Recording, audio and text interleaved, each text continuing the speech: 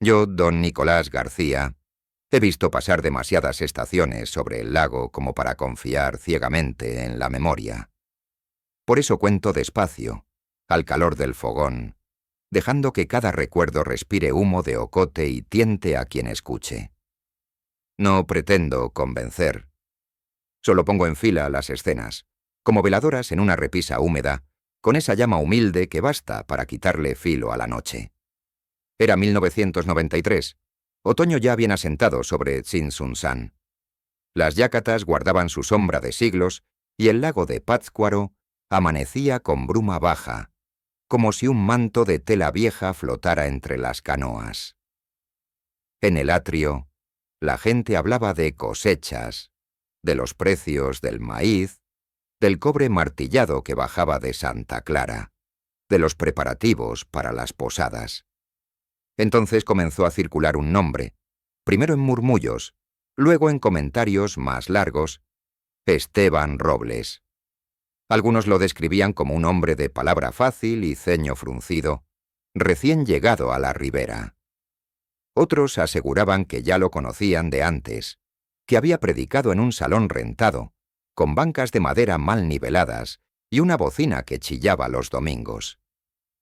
Yo lo vi por primera vez en la plaza, de pie, flaco, con una energía de río en creciente. No hablaba con cualquiera, hablaba con todos, como si el aire le perteneciera. Aquella tarde no había procesión ni fiesta patronal, y sin embargo, el rumor de banda de viento andaba suelto entre los puestos de frutas y el humo de carnitas. Esteban se colocó junto al quiosco y levantó un cuadrito de lámina con la imagen de la guadalupana. No repetiré palabras.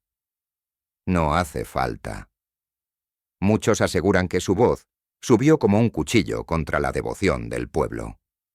Otros dicen que solo fue una arenga torpe, un intento de corregir al mundo. Lo cierto es que al terminar el gesto que todos recuerdan, su garganta se quedó sin sonido. No hubo trueno. No tembló la tierra. Simplemente movió los labios y no salió nada. Testigos aseguran que sus manos se fueron al cuello como buscando una llave perdida. Algunos se rieron por nervio, otros se santiguaron. Una mujer dejó caer una bolsa de jitomates que rodaron por el empedrado. Yo permanecí quieto, porque el silencio de un hombre que segundos antes dominaba la plaza es siempre más escandaloso que un grito. Lupita Flores, vendedora de velas y listones, recogió la lámina cuando alguien, por descuido o enojo, la arrojó al suelo. La limpió con la orilla de su rebozo, sin drama, con esa eficacia de quien apaga fuegos en la cocina y consuela niños con la misma mano. La puso sobre su mesa, entre veladoras de vaso y rosarios de semillas. No hizo discurso. Solo encendió una mecha corta y la llama tomó su sitio, pequeña, terca. A Esteban lo llevaron a la clínica de Pátzcuaro en una camioneta prestada. Volvió esa noche con un papel doblado y la misma mudez clavada en la garganta. Algunos dicen que los médicos no hallaron nada. Otros aseguran que le dieron un jarabe y reposo. Yo lo vi pasar frente a la iglesia, caminando a zancadas, con los ojos duros de quien discute hacia adentro y no encuentra respuesta. En los días siguientes, el pueblo se dividió en explicaciones. Unos hablaban de castigos y señales, otros de nervios rotos y cuerdas vocales fatigadas. Doña Carmen Reyes, rezandera antigua, comenzó un rosario en casa propia, sin invitar con voz de pregonera, más bien dejando la puerta entreabierta para que quien quisiera se sumara. Ahí olía a copal y a pan dulce. No faltó quien llevara una lámina antigua con exvotos pintados. Pequeñas escenas de accidentes evitados, enfermedades vencidas, peligros sobrepasados. Yo me sentaba atrás, no por timidez, sino por costumbre de sacristán que mira el conjunto y cuenta el pulso de la gente. Esteban, mientras tanto, siguió mudo. No abandonó su andar enérgico, pero cambió el rumbo. Ya no se plantaba en la plaza. Lo veían al amanecer en el embarcadero, mirando el lago como si la bruma le escribiera algo que él intentaba descifrar con los ojos. A ratos parecía rezar sin sonido. A ratos, pelear con el aire. Padre Miguel Ángel, hombre sereno, no azuzó ni frenó. Solo pidió prudencia. En la misa dominical mencionó que el juicio apresurado hace daño y que la burla es una piedra que regresa. No hubo sermones contra nadie. Hubo sí una invitación a la paciencia, que es planta difícil en tiempos de prisa. El rumor de la pérdida de voz cruzó más allá de Tzintzuntzan. Llegaron curiosos de Iguazio, de Quiroga, incluso de Pátzcuaro, a preguntar si era verdad. No faltaron quienes, por pura curiosidad, se paraban frente a Esteban para tentarlo con preguntas mudas, buscando su respuesta imposible. La novedad duró lo que duran todas las novedades, y luego fue quedando como un guijarro en el fondo del río, presente aunque no se vea. Lupita, desde su puesto, siguió alimentando la veladora. La lámina, arreglada en un portarretratos viejo, fue agarrando su lugar entre mercería y promesas menudas. Algunas mujeres dejaban una moneda y prendían una luz breve antes de ir a comprar tortillas. Nadie proclamó nada. Solo se acumuló un puñado de chispas. Hacia noviembre, los vientos sobre el lago se pusieron más fríos. Las tardes olían a leña y a naranja. Empezaron los preparativos de temporada. Faroles de papel, letanías, posadas por cuadrillas. Yo ayudaba a revisar los cordones de las campanas, que siempre se gastan cuando más se les necesita. Desde lo alto de la torre, el pueblo parecía una caja de música desarmada. Muchas piezas listas, esperando la mano que gire la llave. A Esteban lo vi una tarde en el taller de un hojalatero.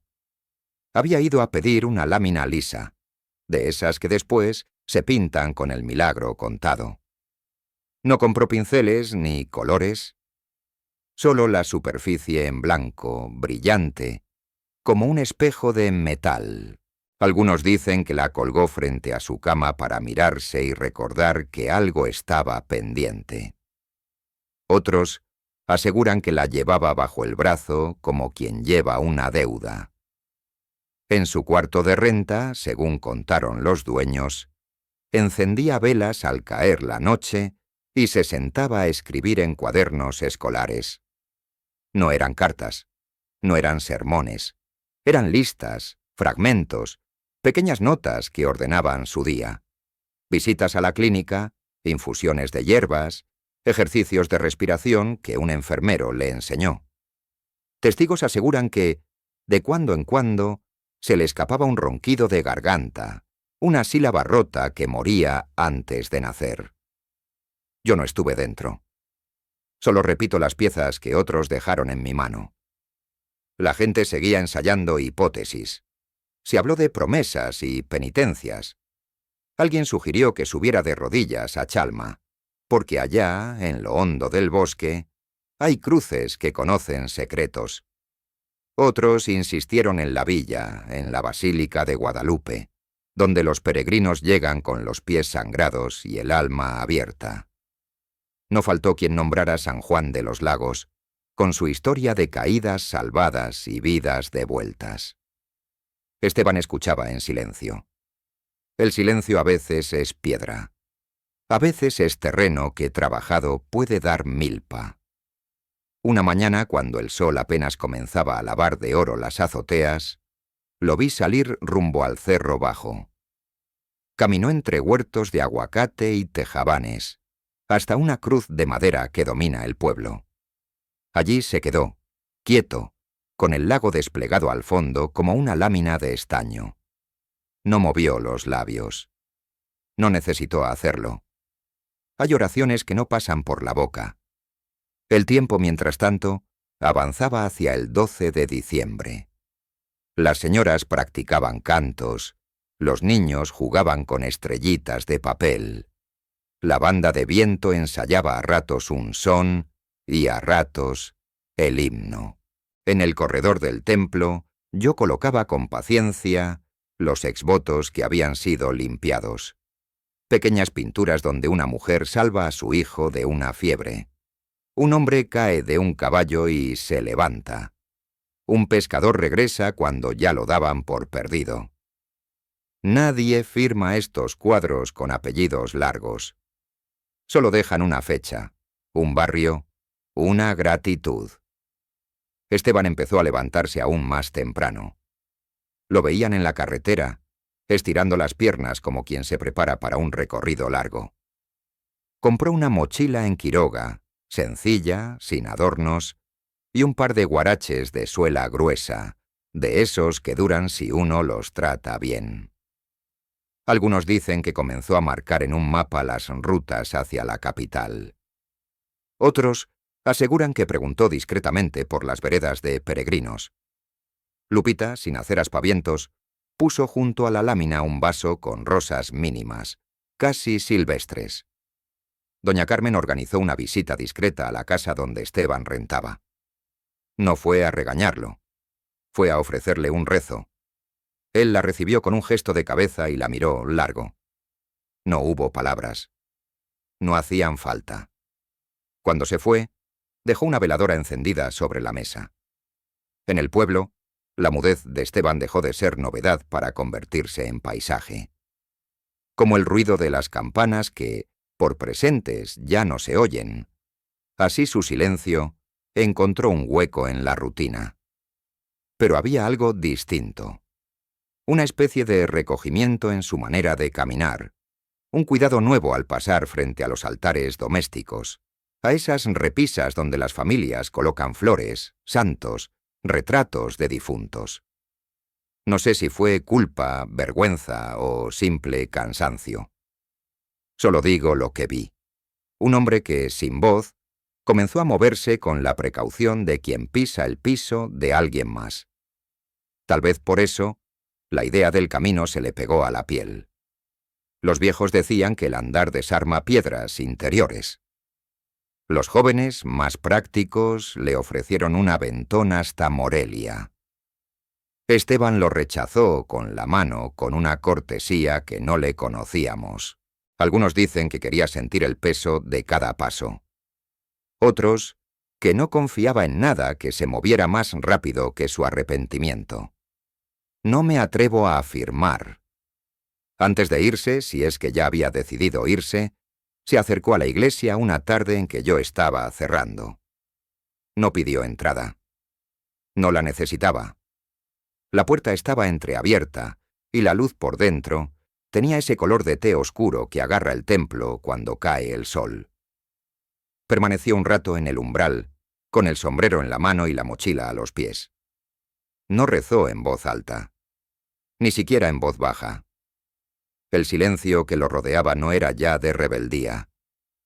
Era de alguien que por fin aprendía a estar. Las posadas comenzaron. Hubo cancioneros, luces de bengala, colaciones, niños corriendo detrás del burro de cartón. El pueblo se llenó de villancicos y risas. De vez en cuando, en el filo de la madrugada, el tañido grave de la campana mayor recordaba que también existen horas quietas. Esteban se dejaba ver a la distancia, como un árbol que no es del todo del paisaje, pero tampoco sobra. Una noche, el aire trajo noticia de helada en los huertos. El cielo estaba tan despejado que cualquiera habría jurado que los sonidos podían viajar más lejos. Yo estaba en el atrio, revisando las cuerdas por última vez, cuando vi a Esteban cruzar la plaza. No miró hacia el puesto de Lupita, aunque la veladora seguía encendida. No miró a nadie. Tomó la calle que sale hacia la carretera y no volvió la cabeza. Dicen que un perro lo acompañó hasta la última esquina. Dicen que el perro se detuvo y él siguió. Nadie lo vio subir a ningún autobús. Tampoco se anunció en casa de nadie. La madrugada lo tragó con la misma naturalidad con que el lago se traga el reflejo de una nube. Testigos aseguran que llevaba la lámina de metal en la mochila, envuelta en una camisa. Otros dicen que solo cargaba agua, pan y una chamarra. Yo no registré equipaje. Registré, eso sí, el silencio distinto que deja un hombre cuando por fin decide andar. No hubo despedida formal. No hubo campanas ni cohetes. El pueblo, con su oficio de seguir viviendo, amaneció igual. Lupita, al abrir su puesto, encontró la veladora casi consumida y cambió el vaso de agua. Doña Carmen, en su libreta de rezos, marcó una cruz sobre la fecha de la víspera. Padre Miguel Ángel anunció que en la madrugada comenzaría la novena hacia el 12 de diciembre, y el coro respondió con la disciplina de los que han cantado esas mismas notas todos los años. Yo, por mi parte, dejé lista la mesa de exvotos, por si acaso. Nadie sabía, y tal vez él tampoco, qué buscaba exactamente Esteban al tomar la carretera. Algunos dicen que salió a encontrar la palabra que se le había quedado atascada. Otros aseguran que solo quiso descansar de su propio eco. Sea como sea, aquella mañana fría de 1993, Tzintzuntzan vio alejarse a un hombre sin voz y, detrás de él, un hilo de expectativas que se perdía como el humo tibio del fogón cuando el viento cambia. Una bandada cruzó hacia el sur y se fue acomodando sobre el lago. El día siguió su curso. La primera de las posadas de barrio encendió luces al anochecer. Alguien tocó un son. Las campanas llamaron. Y, muy lejos, ya fuera del alcance de nuestras rutinas, un par de guaraches comenzaron a contar, paso por paso, una historia que todavía no sabíamos que nos pertenecería. Lo que sé del camino me llegó como llegan las noticias en los pueblos, por retazos, por olores, por huellas en el polvo que otro señala con el pie. Yo, don Nicolás García, no seguía a Esteban con los ojos, pero he visto pasar suficientes peregrinos como para leer en los testimonios una secuencia creíble. Lo cuento despacio, con la misma paciencia con la que uno desbarata una mazorca para guardar el grano. Dicen que avanzó primero hacia Morelia, bordeando los campos todavía fríos del amanecer. Algunos aseguran que evitó la carretera grande y prefirió brechas y orillas, como si necesitara escuchar con claridad el ruido de sus pasos. En Capula se detuvo frente a un puesto de catrinas de barro. No por fiesta, sino por esa costumbre de comprobar que la muerte es vecina, y sin embargo, uno sigue caminando. Tomó agua, acomodó la mochila, apretó los guaraches y siguió. El aire de diciembre tiene filo. Lo sé por mis manos viejas cuando tienden veladoras antes del alba. A Esteban lo recuerdan encorvado en los llanos que se abren camino a Cinapecuaro, con el sol queriendo asomar y el vaho saliéndole de la boca, como si el mismo frío necesitara también decir algo. Nadie escuchó palabras. El silencio persistía, pero ya no era el mismo. Testigos aseguran que había en su andar una especie de obediencia, como si cada paso respondiera a un llamado sin voz. En Marabatío, una señora de comedor comunitario lo vio arrimarse sin prisa. No pidió ni barato ni fiado. Dejó unas monedas sobre la mesa, aceptó un plato humeante y cuando terminó, juntó las manos un instante. No fue bendición ruidosa. Fue apenas un gesto que recuerda a los que se rinden en silencio. Ella me lo contó después, con esa llaneza de quien ha dado de comer a muchos. Dijo que al levantarse, él miró un exvoto pegado en la pared. Una lámina pintada con colores sencillos, donde una mujer agradecía haber recuperado el habla tras una operación. Nadie puede asegurar lo que pensó Esteban frente a esa lámina. Solo se sabe que tocó la mochila, como comprobando que seguía cargando la suya, aún en blanco. En los pueblos del Estado de México el aire cambia. Hay olor a ocote quemado y a pan dulce recién horneado. Por Atlacomulco a veces cruzan peregrinaciones en bicicleta, con estandartes que pegan contra el viento y cohetones que estallan de madrugada. Esteban no llevaba tambor ni banda. Llevaba una mudez y una decisión. Algunos muchachos lo acompañaron un trecho por curiosidad o por simple bondad. Se despidieron con señas y regresaron a su vida. Él siguió. Subir hacia la Marquesa desde Toluca cansa las piernas más jóvenes. El aliento se acorta, el frío muerde. La neblina hace suyos los cerros. Una pareja de peregrinos que venía de Michoacán también lo vio entre eucaliptos, parándose de cuando en cuando para frotarse las manos.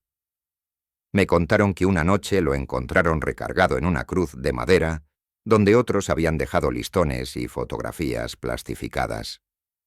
No pronunciaba palabras. Solo respiraba como quien aprende a contar cada inhalación, cada exhalación, hasta que el cuerpo afloja sus resistencias. Hacia el poniente de la Ciudad de México, la autopista es una garganta por donde la ciudad respira y arroja su ruido. Para quien llega a pie, los periféricos y distribuidores se parecen poco a los caminos de siempre.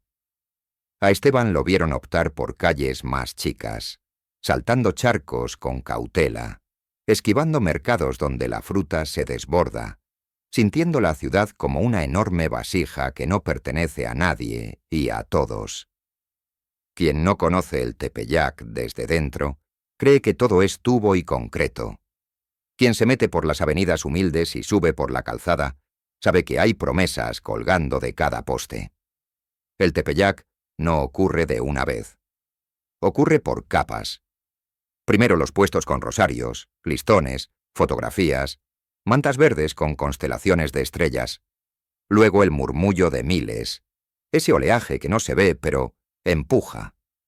Después, el piso que arrastra rodillas, las familias con niños en brazos, los ciclistas que aguardan, las bandas que acomodan sus instrumentos con respeto de capilla. Esteban llegó sin estandarte, sin grupo, sin canción. Llegó con su lámina de metal todavía sin pintar.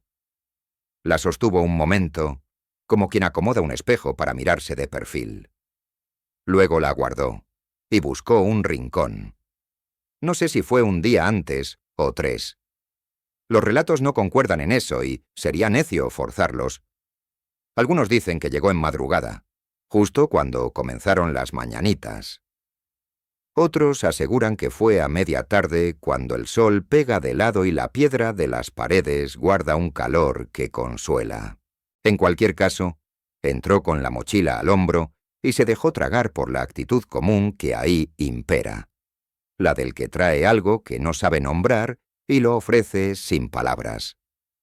Dentro, el tiempo tiene otro oficio. La tilma, desde su altura, recibe miradas como el lago recibe los reflejos, sin escoger, sin negarse. Esteban no buscó el sitio más cercano ni el más lejano. Se dejó llevar por el orden. Asumió la fila. Cuando le tocó estar frente a la imagen, bajó la cabeza. No sé qué vio por dentro. Solo sé lo que cuentan, que se quedó inmóvil, con las manos abiertas, como si sostuviera una pregunta de muchos años. La primera noche durmió en el suelo de un albergue para peregrinos, hombro con desconocidos que también llegaron cargados de historias, cansancio y pequeños paquetes envueltos en papel de regalo para dejar a los pies de la madre. El piso olía a humanidad y a jabón barato. A la medianoche, estallaron cohetes. La música llegó de lejos como si viajara montada en el lomo de la brisa. Testigos aseguran que Esteban abrió los ojos y los sostuvo en el techo oscuro, sin sueño, sin prisa, como quien espera una palabra que no llega. Esa palabra llegó, dicen, a la segunda noche. No fue una voz, en el sentido que imaginan los que hacen relatos de truenos. Fue una palabra escrita en el sueño, como bordada con hilo verde sobre un rebozo oscuro. Vuelve. No había firma ni promesa. Solo ese imperativo suave que, de tan breve, apenas ocupa espacio. Al despertar, Esteban tocó la garganta por pura costumbre. Nada sonó. La mudez seguía ahí, disciplinada como un guardia que cumple su turno. Algunos aseguran que, al volver a la basílica esa mañana, se quedó largo rato en una banca lateral, dejando que el flujo de los demás pasara como un río que no necesita explicaciones. Otros dicen que subió al cerro, al templo del Pocito y luego al de las Capuchinas, buscando un lugar menos concurrido donde respirar sin el peso de todos los ojos ajenos. Yo prefiero no trastornar el orden de lo que no vi. Me basta con el sueño compartido por quienes lo escucharon de su propio gesto. Vuelve. ¿Volver a dónde? Esa es la clase de pregunta que los devotos silencian y los narradores abusamos de repetir. Algunos dicen que entendió volver a Tzintzuntzan, otros aseguraron que interpretó volver a sus orígenes de fe, aunque esos caminos tampoco se recorren a pie. Lo visible es que no emprendió el regreso de inmediato. Permaneció unos días más en la villa, respirando el rumor, dejando que el cansancio hiciera lo suyo, permitiendo que la ciudad lo cercara y lo soltara. Hay un tipo de reposo que no descansa. Uno se acuesta y los músculos siguen andando por dentro. A Esteban le ocurrió, según cuentan, en el patio donde muchos extienden cobijas para orearse. La mano se le fue al cuello, a esa zona donde el cuerpo guarda las palabras. No apretó. Solo sostuvo. La piel, bajo los dedos, estaba tibia. Un niño pasó corriendo detrás de una pelota y una mujer le dijo que no corriera, porque la devoción también merece equilibrio. Él cerró los ojos. En el párpado, otra vez, la misma costura breve. Vuelve. Los peregrinos que pedalean llegan a veces con las manos ennegrecidas por la grasa de la bicicleta y el alma abierta por el viento. Uno de ellos, oriundo de Jalisco, le señaló sin ufanarse el camino hacia San Juan de los Lagos. No fue consejo, me dijo después, sino conversación de ruta, de esas que ocurren cuando dos silencios se reconocen. Esteban escuchó. San Juan es otra estación del rompecabezas. Adición, no sustitución. Dejó la villa con una estación menos de peso en los hombros y el mismo aire frío en la cara. Atravesó barrios donde la ropa colgada en los alambres parece rezar con las telas. Antes de salir del Valle de México, pasó a un puesto a comprar una cinta verde con estrellas doradas. La ató en la mochila. No era trofeo ni medalla. Era un nudo para no olvidar una palabra. El camino a San Juan de los Lagos desde la capital, para quien no cuenta con coche ni prisa, es largo y se parte en muchos tramos. Por Querétaro el viento se hace otro. En San Juan del Río, las piedras se agrandan bajo el sol. Nadie lo vio cruzar todas las poblaciones, pero aquí y allá se guardan sus rastros. Una botella vacía en una zanja, el ticket de un atole de grano doblado en 4, la marca de Guarache en un charco seco junto a un altar de carretera. Una pareja de comerciantes lo recuerda por Tequisquiapan. Llegó con la tarde, pidió con señas un lugar donde poner la cabeza, y antes de acostarse, se detuvo frente a una imagen de la Virgen colgada del marco de una puerta. No hubo discurso ni gesto teatral. Solo esa inmovilidad propia de los que cargan un montón de palabras que no pueden decir y prefieren colocarlas, sin ruido, como quien ordena una alacena. En Aguascalientes le ofrecieron un aventón en la batea de una camioneta que iba a la feria de los domingos. Él subió sin hacerse de rogar. La carretera desde arriba se vuelve cinta que hipnotiza. Ninguno habló. Nadie lo necesitó. Al bajar dejó un gracias hecho con la cabeza. de esos que no requieren traducción. Se acomodó el guarache que ya mostraba la huella de su empeine, y caminó el último tramo. San Juan de los Lagos tiene una catedral que corta el cielo con agujas que recuerdan a un rezo de piedra. La plaza a ciertas horas huele a cera, a tamal, a agua fresca. Los exvotos no se cuentan con facilidad. Son capas de agradecimiento acumulado que hacen del sitio una pared viva. Esteban entró como quien regresa a casa y al mismo tiempo no pertenece. Se detuvo donde otros se detienen. No buscó esquina preferente. Juntó la espalda a una columna y dejó que la vista se le muriera en el altar. No hay registro de que intentara forzar la voz. Nadie lo escuchó carraspear con insistencia. Ningún testigo afirma haberle oído pronunciar una palabra completa. Algunos, eso sí, aseguran que en cierto momento el aire le rasgó la garganta con un ruido mínimo, como un pajarito dentro de una caja. Un sonido apenas. Una sílaba sin nombre. Otros, más prudentes, dicen que se le contrajo el cuello y nada más. La fe, como la memoria, tiende a bordar de más, y yo me cuido de los adornos cuando no vienen en la tela.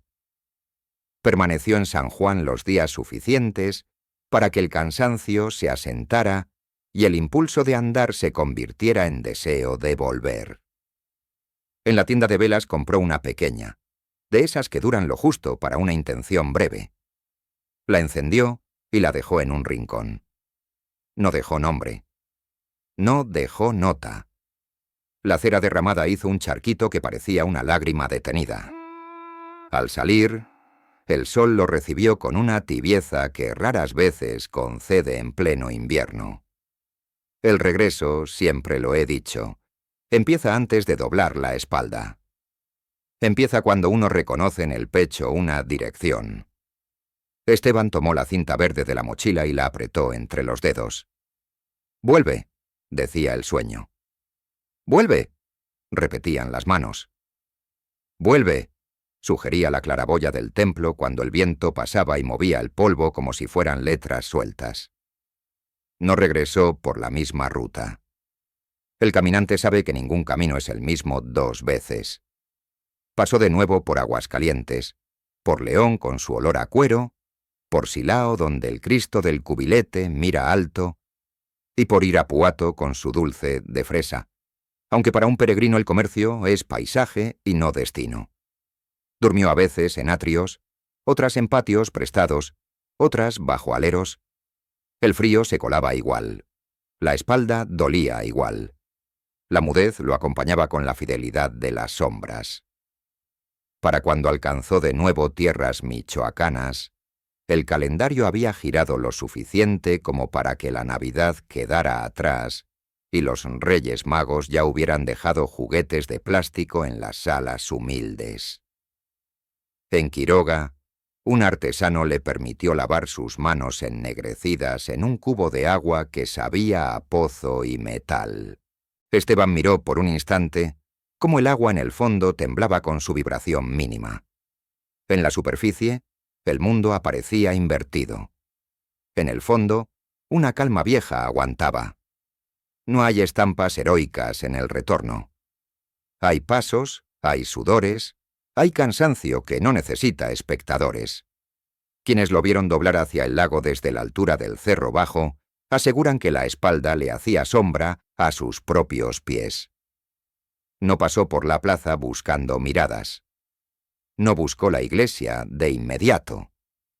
Caminó directo hacia la orilla donde las canoas duermen como animales largos. Se sentó un rato. El aire olía a tule y a leña. Los pescadores, a lo lejos, movían redes que en el crepúsculo se vuelven líneas sobre papel antiguo. La voz no había vuelto. Eso es preciso decirlo, para no engañar. Lo que sí había cambiado era el orden de su silencio. Ya no era piedra en la boca. Era espacio alrededor. Eso se nota en los hombros y en las manos. Los que lo conocían de antes lo vieron pasar con menos prisa. con la mochila ahora liviana de algo que no estaba dentro de ella. Nadie supo de inmediato lo que significaba el sueño repetido. Algunos dicen que entendió regresar no solo en cuerpo, sino en modo de estar. En Tzintzuntzan, Lupita seguía encendiendo su veladora, ya casi por costumbre. Doña Carmen mantenía su libreta con nombres y fechas. El padre Miguel Ángel preparaba bendiciones para jornaleros que partirían a la zafra. Las campanas, con su disciplina antigua, llamaban a ratos. El pueblo, que no deja de ser pueblo por un asunto de un hombre, estaba listo para seguir. En ese escenario, regresó Esteban. Sigiloso, sin banda, con 2 santuarios a cuestas y una palabra en el bolsillo. Nadie lo recibió con cohetes.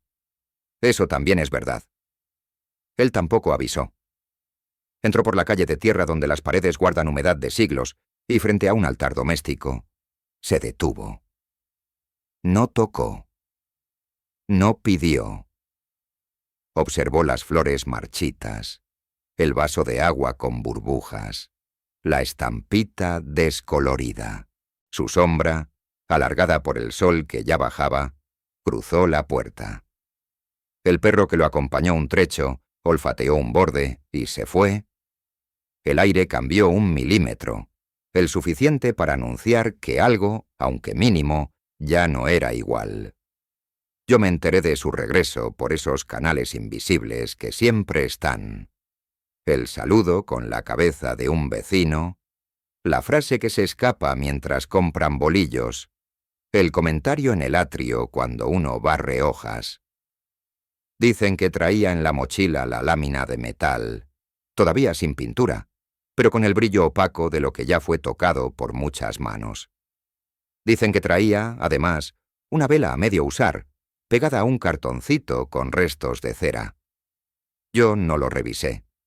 No era mi oficio. Mi oficio era observar, y lo que observé fue un hombre que, sin voz, recogía del aire una palabra que ahora tenía dirección. Yo, don Nicolás García, acostumbro decir que los regresos no se anuncian con trompetas. Se reconocen por los detalles. La manera en que alguien toca el cerrojo sin hacer ruido, el modo en que mira los altares domésticos como si fueran ventanas abiertas, la forma de pisar el atrio para no despertar el polvo. Así fue el regreso de Esteban. No llegó con prisa. Llegó con cuidado, como quien vuelve a una casa que ya no es la misma, y procura no tropezar con los muebles. El calendario había girado más allá de la Navidad. Los reyes ya habían dejado carritos de plástico en las salas humildes, y el papel metálico de los globos descansaba en los techos como estrellas extraviadas. Tzintzuntzan entraba en ese tramo de enero en que el lago se enfría por capricho, y el viento sube por las calles con olor a tule. Esteban comenzó a aparecer en los sitios pequeños. La orilla donde los pescadores remiendan redes, el pasillo detrás del presbiterio donde guardamos los candeleros, la sombra de un jacarandá en la plaza. Su silencio, ahora, estaba ordenado. No pesaba como piedra. Rodeaba las cosas como agua quieta. Lupita mantenía encendida la veladora junto a la lámina rescatada. No hizo ceremonia cuando lo vio pasar por primera vez. Acomodó listones, ajustó vasos, sopló una mecha que chisporroteaba de más. El puesto olía a cera y a paciencia. Algunos aseguran que Esteban se detuvo una fracción de segundo frente a esa luz mínima y tocó con la yema del dedo el borde del portarretratos. Otros dicen que apenas inclinó la cabeza. Yo lo vi alejarse con la misma mochila, más blanda, como si hubiera vaciado de ella algo que no era cosa. Doña Carmen seguía con su libreta de rezos, hojas rayadas con fechas y nombres que parecían pequeñas anclas. No cerró ni abrió puertas por él. Dejó la costumbre en su sitio. Rosario corto al atardecer, vaso de agua claro frente a la imagen, copal prendido cuando el aire lo pedía. El padre Miguel Ángel, por su parte, siguió administrando lo pequeño: bendiciones de semilla, visitas a enfermos, palabras sobrias los domingos. Esteban entraba al templo cuando la luz se volvía té oscuro y el eco del día ya había bajado. Se sentaba atrás, donde la piedra da frescor y el coro tiene todavía el olor de la madera vieja. Nadie le encargó tareas.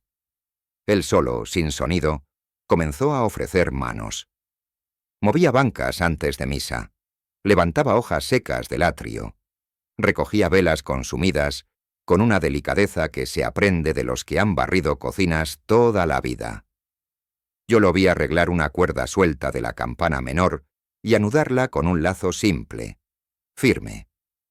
No buscaba ojos. De vez en cuando miraba hacia arriba, no en gesto de súplica, sino como quien calibra el peso del techo sobre la sala. Con el correr de los días, algo nuevo apareció sobre la mesa de su cuarto: la lámina lisa, aquella que había llevado a San Juan y a la villa sin pintura.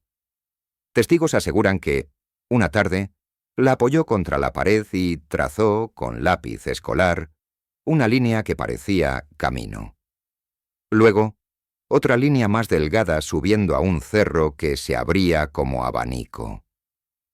Después, una forma de templo que no era exacta, pero se reconocía. No hubo enseñanza de dibujo. Hubo necesidad de ordenar el trayecto en una superficie. Poco a poco, con pintura barata de frascos plásticos, fue llenando el metal de colores humildes: el verde de un listón, el anaranjado de un atardecer, el gris de una carretera que no termina.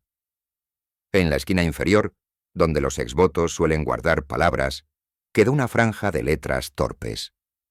No eran sentencia ni proclama. Eran un registro. Año, santos lugares recorridos, gratitud sin adjetivos. Algunos dicen que escribió además una palabra breve que había visto en sueño. Otros aseguran que no se atrevió a ponerla por respeto a los oídos ajenos. Yo no acerqué los ojos para leer. Aprendí hace años que hay cuadros que se contemplan a distancia. La fiesta de la Candelaria se acercaba.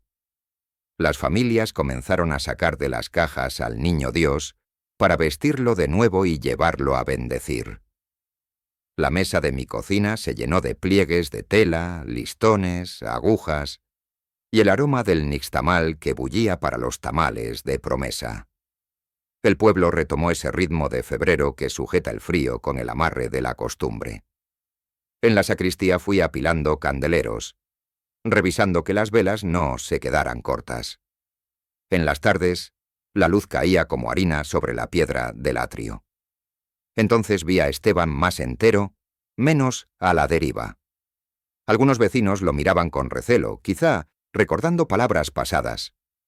Otros preferían no mirar. En los pueblos, las cuentas se asientan sin libros. La memoria guarda deudas y los silencios, a veces, pagan parte. Esteban no se defendía. No podía. Su defensa era el oficio de estar. Una mañana se adelantó a barrer el corredor donde los niños esperaban catecismo. En otra, ayudó a un anciano a sentarse en la banca más ancha, con movimientos de cuidador reciente. El rumor que lo rodeaba comenzó a cambiar de tono, de sentencia a pregunta. Llegó la víspera. El viento en el lago sonaba a utensilios lavados y colgados a secar. A esa hora en que se prepara el agua caliente para el atole, Esteban cargó la lámina pintada envuelta en una camisa. Caminó hasta la iglesia con el cuidado de quien lleva un pan recién horneado. No buscó al párroco ni anunció nada. Entró por la puerta lateral, pasó junto a los confesionarios vacíos y se detuvo frente a la mesa donde solemos colocar los exvotos. Dejó la lámina apoyada, no en el centro, sino a un lado, como quien pide permiso sin palabras. Yo lo vi desde lejos. No me acerqué. En estos asuntos el testigo también aprende a ser humilde. La Candelaria amaneció con un sol frío. Los puestos de tamales humeaban como pequeñas locomotoras. La gente llegó con el niño en brazos, con mantillas y listones, con velas nuevas y algunas recicladas del año anterior. La banda de viento afinó un guapango en voz baja, por respeto. El padre Miguel Ángel comenzó la bendición con esa sobriedad que no necesita elevarse para llegar. Esteban estaba a un costado, entre la entrada y una columna, sosteniendo su vela sin apuro. Lo que siguió, me lo contaron desde distintos ángulos y con distintos énfasis. Por eso lo digo con cuidado. Algunos aseguran que, cuando el agua bendita voló en abanico fino y la banda sostuvo un acorde, a Esteban se le soltó la garganta con un ruido pequeño, un hilo áspero que se abrió paso entre las cuerdas como un pájaro que encuentra endija. Otros dicen que no hubo tal cosa, que el sonido fue de la bocina vieja que acostumbra fallar en las fiestas grandes. Hay quienes sostienen que se escuchó una sola palabra, apenas formada, quienes juran que solo fue un intento, y quienes prefieren callar para no embellecer lo que no oyeron con certeza. Yo estaba cerca y, para decir verdad, percibí un quiebre de aire, una vibración mínima. No me atrevo a llamarla voz. Allí donde comienzan las definiciones empieza también el peligro de exagerar. Lo que sí vi fue el cuerpo de Esteban adoptar una postura de alivio pequeño, como cuando la cuerda que sujeta un fardo cede medio dedo y el hombro descansa.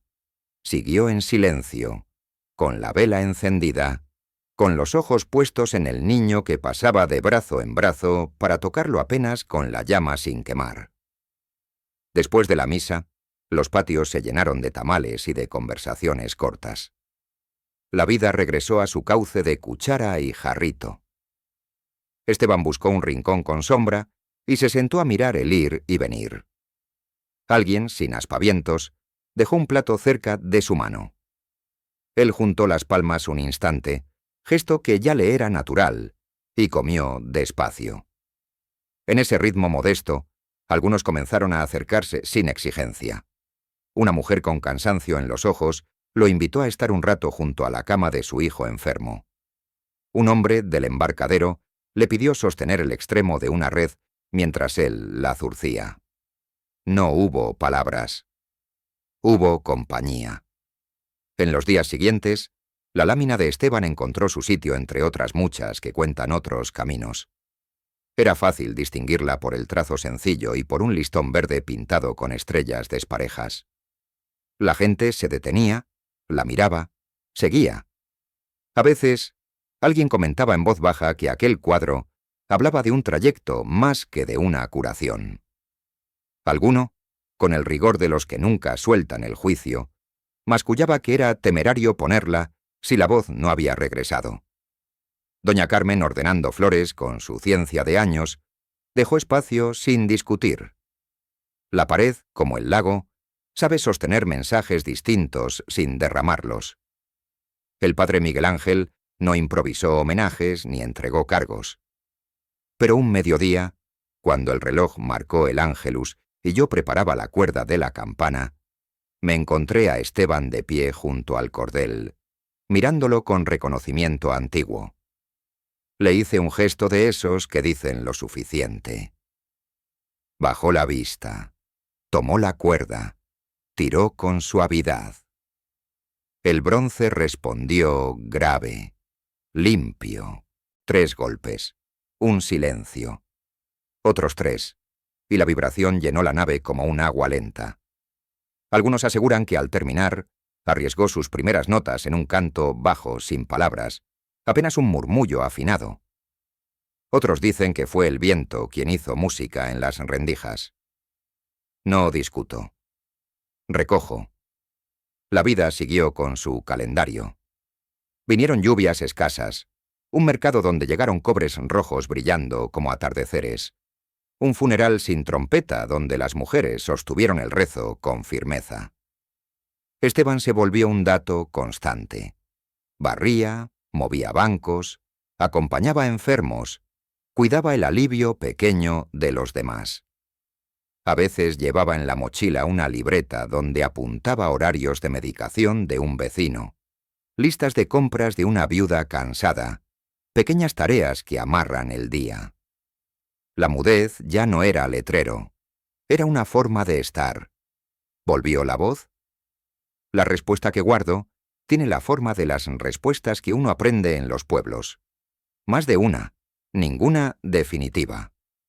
Unos dicen que la mañana de un domingo, mientras el coro cantaba suave, de su garganta salió, al final, una palabra nítida, breve, agradecida.